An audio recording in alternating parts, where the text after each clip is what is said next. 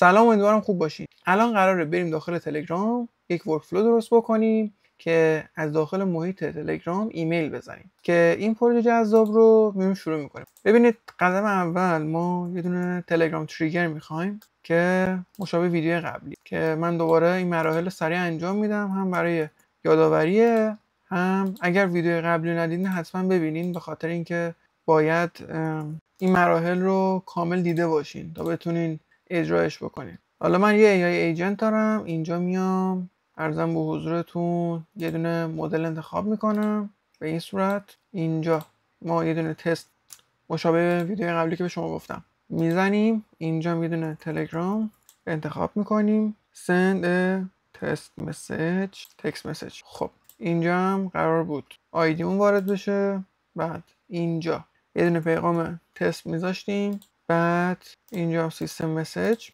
اینو قرار ما سفارش سازی بکنیم که الان بهتون میگم به چه صورت عمل میکنه.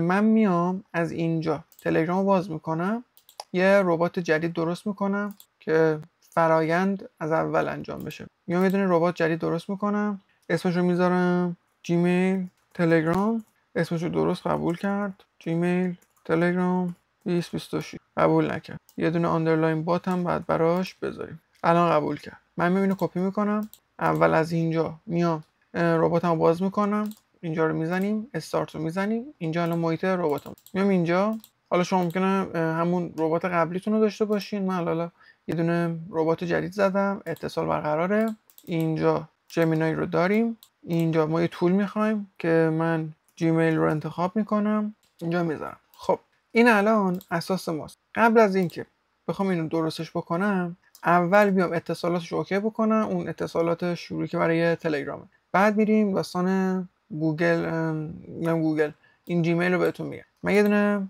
تست ورکفلو میزنم، های میفرستم. این پیغام من الان اینجا اومده، میام اینو پاک میکنم.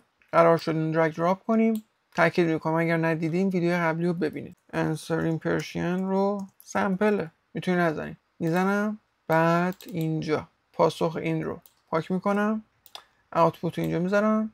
این الان درسته. تست رو میزنم، مینویسم هلو. خب یک بار دیگه بذارید بفرستم. چرا جواب نداد؟ اینجا نکته جذابش، اینجا شما روی من برای اولی عوض کردم، اینجا عوض نکردم. حواستون باشه که اگر ربات جدید درست کردین روی اکانت درستی روی میزنیم و یک بار دیگه میزنم اینجا. این درسته الان. خب بعد کاری که میکنم، میام از اینجا این قسمت رو پاک میکنم.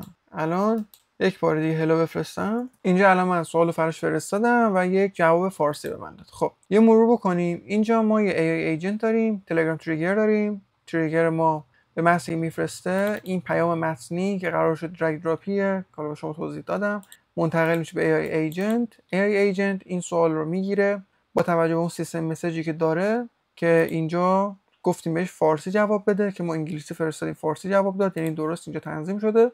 جواب شده سلام فرستاد داخل تلگرام، فرستاد به این چت آیدی و تمام. این الان فرستاد. حالا ما قراره کاری که انجام بدیم از داخل تلگرام ایمیل بزنیم. این خیلی قشنگه. من الان قدم اول میام جیمیل رو باز میکنم.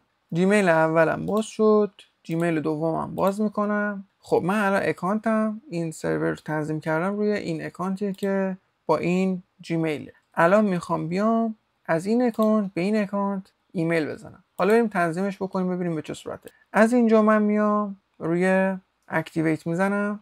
وقتی اکتیوش کردم میام این قسمت گفته که ایمیل رو به کی میخوای بزنی، عنوان چیه و مسیجت. اینجا ما با اون سیستم درگ دراپ میتونیم انجام بدیم، اما چون این فرایند به عنوان یک تول برای ایجنت ما هستش، کامل 0 تا 100 خوش اتوماتیک کنترل میشه. در نتیجه گزینه بسیار جذاب هست که توی آپدیت اخیرش اومده که دیگه شما لازم نیست دستی بزنی. اجازه میدی که اون ایجنت شما اتوماتیک این رو پر بکنه. شما فقط کافیه این دکمه ها رو بزنید. دیفاین اتوماتیکلی. تمام شد. به همین راحتی کار ما با این تمام شد. شما چیکار میکنی؟ میای یه دونه سیستم مسیج جذاب برای این وارد میکنی که من اینو دارم. الان میرم کپیش میکنم میارم. این سیستم مسیج ما هستش که توش اومده گفته که نقشش رو مشخص کرده. من اجازه بدید اینجا رو بزرگ کنم، از اینجا بیارش پایین. ببین گفته که نقش این ایجنت ما به عنوان یک دستیار برای ارسال ایمیل. هر موقع کاربر کامند سند ایمیل رو فرستاد، شما موظفی که ازش ایمیل رو بگیری، بعدش بی عنوان رو بگیری، بعد ازش کانفرمیشن یک تایید بگیری و محض اینکه کاربر تایید کرد بفرست. حالا این که یه پرامپت به شما میدم، بخواید اینجا قرارش بدیم. بریم ببینیم که داخل تلگرام چجوری کار میکنه.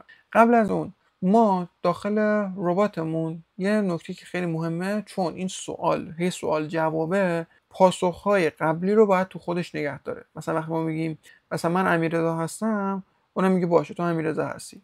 دوباره ازش بپرسم من کی هستم، باید بگه من امیررضا هستم. نباید بگه نه نمیدونم شما کی هست. برای همین که حافظه یه رکن بسیار کلیدی برای ایجنته. یه دونه LLM خیلی مهمه، یه طول خیلی مهمه و یه دونه مموری. من یه دونه مموری میذارم. این ساده ترین مموری هستش که میتونین انتخاب بکنین و نیاز به تنظیمات نداره. حالا من میام اینجا روی دیفاین بیلو میزنم و اون آیدیه چت آیدی رو از اینجا میام، از این میام پایین، از اینجا میشه چت آیدی. چت آیدی رو میذارم اینجا. حالا مثلا میگم 20 پیام اخیر. این 20 تا رو انتخاب میکنم.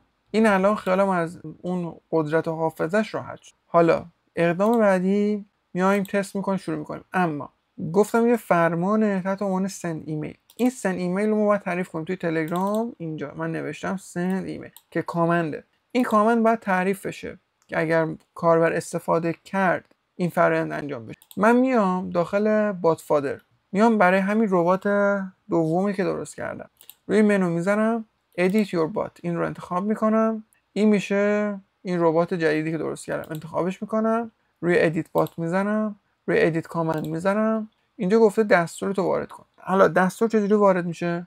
من دستورم چیه؟ سند ایمیل. فاصله اینجوری دقیقا هیچ کنون قبول نمیکنه. سعی کنید با همین ساختار باشه. یعنی کامند 1 داش دیسکریپشن. بعد اینجا مثلا می‌نویسم ببینم فارسی قبول میکنه، ارسال پیام قبول کرد. حالا وقتی من بیام اینجا داخل رباتم منو رو بزنم، ببینید اینجا ظاهر شد. یعنی سند ایمیل چیز شد، اینجا ظاهر شد. حالا داخل گوشیش اگه نگه می‌داشتیم این همینجا میاد نشونش میده، نمیفرسته. ببینم اگه من اینجا کلیک کنم روش نگه دارم اینجوری میشه؟ نه، این کلیک بکنم میفرسته. داخل گوشی حتی یعنی اینجوری منظورمه، اینجوری بشه، یعنی ارسال نشه، رو حالت پیشنمایش بره. این دستوری که الان ما انجام میدیم حالت ارساله، روی این وضعیت اینطوری نیست. شما بفرستین فرمان بره. حالا الان با هم انجامش میدیم ببینید. من الان تست ورک فلو رو میزنم. این الان چرا شروع کرد؟ به خاطر اینکه اینو انگار فرستاده، یکی اینو فرستاده است. من اینو حالا فکر میکنیم که وجود نداشت. من یک بار دیگه اینو دیلیت چت میکنم که فکر بکنیم از اول انگار شروع شده. میام بالا، از اینجا استارت رو میزنیم، تست ورک فلو رو میزنیم، این بار اولش بره. خب یک بار دیگه. خب الان ما میایم اینجا سند ایمیل رو میزنیم. میگه خب ایمیل تو به من بگو، به کی میخوای ایمیل بزنی؟ میام از اینجا این ایمیل رو انتخابش میکنم. بعد اینجا تلگرام ماست، میگم به این ایمیل میخوام بزنم، میفرستم. تست ورک فلو هم باید بزنیم دیگه، یادم میره. میگه متن پیامتون رو وارد کنید. مثلا میگم من فردا قرار هست مثلا امیررضا رو داخل کتابخونه ببینم. این دور تستشو بزنن. شما این تست رو قبل از اینکه تست کنید بزنین ها. اگر مثل من پیام فرستادین بعد زدین مشکل نداره، چون این پیغام فرستاده میشه انگار تو مموری میمونه، بعد که اوکی میشه یعنی میدونی میاد این اینجا، ولی فعلا کسی نیستش دریافت بکنه. به محضی که تست ورک فلو رو میزنی این میاد اینجا ظاهر میشه و فرآیند رو انجام میده. نوشته باشه این پیشنویس ایمیل شما، تاییدش میکنی که نوشته گیرنده پیام امیررضاست، اون ایمیل دومیه، سابجکت اینه، متن من فردا قراره فلانش. حالا من دوباره اینو میخوام بگم مثلا یه سری اصلاح بده. گفتم یادم رفت این تست ورک فلو رو بزنم دیگه. الان میزنم، ببینین الان منتظره. میام بهش میگم که صمیمی تر کن، ایموجی اضافه کن، کامل ترش، ساختارش رو کامل تر بکن. الان نگاه کن اینجا رو، گفتم فرقی نمیکنه چون الان بزنین یا بعدش. الان جواب داد. گفت باشه حتما اجازه بدید پیامو صمیمی‌تر کنم. گفته برای این ایمیل موضوعم دوباره آپدیت کرد. گفته قرارمون فردا تو کتابخونه. متن پیام: سلام امیررضا، امیدوارم حالت خوب باشه. فقط خواستم یادآوری کنم که فردا قرار همدیگه رو تو کتابخونه ببینیم. بی‌صبرانه منتظرم ببینم. بعد همین به همین قشنگی. حالا اینجا ما ایمیلمون رو داریم. من میام اینجا میگم آره درسته بفرست. الان شما اینجا، البته این تستم داستانه، من اینجا بذارم اینو فرستادم، گفت ایمیل شما موفقیت ارسال شد. چه رفت اینا به همین قشنگی از این ایمیل که سنتو بزنم میبینید این الان اومده ایمیل ارسال کرده به این یکی اکانت با N8N و تنظیماتی داخل تلگرام زدیم، یعنی یک پول ارتباطی تلگرام N8N رو سرور شخصیمون از این ایمیل به اون ایمیل که الان اینجا نوشته که سلام همون متن و اینجا هم عنوانمونه. اما اینو اگه بخوایم ما حذفش بکنیم میایم اینجا تلگرامو میزنیم و از اینجا اپندشو برمیداریم. حالا چون نمیبینم ولی جیمیل رو برمیداریم همین زیبایی. الان من دیگه تست نمیزنم، اینجا میام دوباره یک بار دیگه یه دونه امتحان نهایی مینویسم که یه پیام دوباره میفرستم، میگه که خب استرالی مثلا یه آدرس گیرنده، من دوباره همین گیرنده رو میزنم چون دم دستمونه. من الان چون میخوام تستش بکنم میگه همون گیرنده قبلی، ایمیل براش نمیفرستم چون دیگه مموریش رو 20 بار من اینو آپدیت کردم دیگه، میگم همون ایمیل قبلی. ببینم اینو خودم تا حالا تست نکردم، همون ایمیل قبلی. میگه باشه این ایمیله، حالا پیامتو بده. میبینی این قدرت حافظه که ایجنت داره خیلی برام مهمه. حالا اینجا من میام متنشو مینویسم، فردا بریم زمین فوتبال پایه‌ای.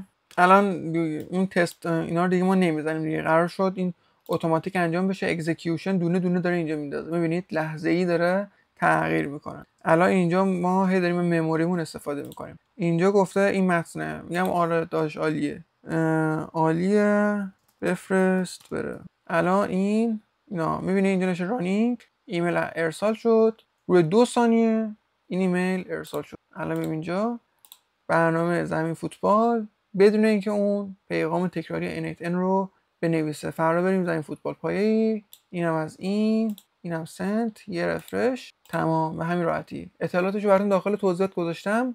امیدوارم لذت برده باشید. دوست داشتید حمایت بکنید، همراه من باشید. سوالی داشتید بپرسید. موفق باشید تا ویدیو بعدی، ورکفلوهای بعدی.